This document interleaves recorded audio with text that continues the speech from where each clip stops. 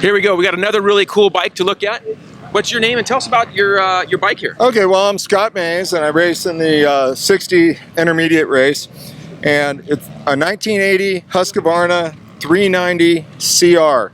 It's slightly modified from stock, and we have no lean shocks on it. We're running Showa forks.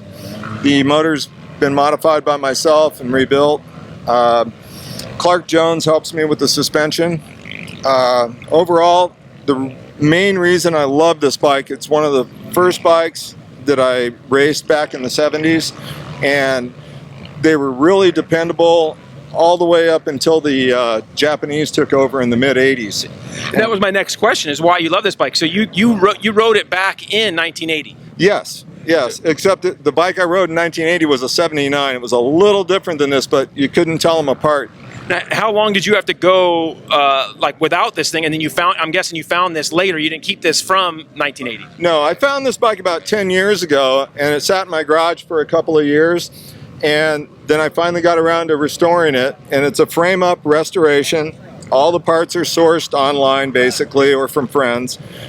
George Earl at Uptight Husqvarna, he's been helping me since the 70s, and he's still around. He's there in Santa Ana, has a whole shop full of parts. So, it's pretty easy to get the parts I do need. That's awesome. Was there anything that was difficult or that's a constant hassle for you when you're restoring this, or that breaks a little bit while you're riding or racing it? The kickstarters on the Huskies are weak. They tend to be a marginal design. We weld them, we modify them, we buy a lot of springs for them, but that's usually the only problem we have.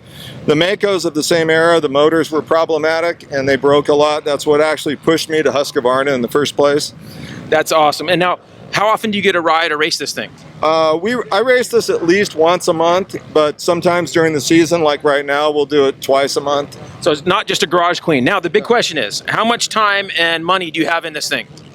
This bike, the amount of hours is probably 1,000 hours of sourcing parts and things. And as far as dollar amounts, I'm probably in it for about $5 or $6 grand. 5 or 6 grand. So, yeah. Nice deal. The thing looks amazing, and it's cool that you still have one of these. And these were pretty fast bikes then, and it's really fun. So, hopefully we'll see you guys out in the track soon.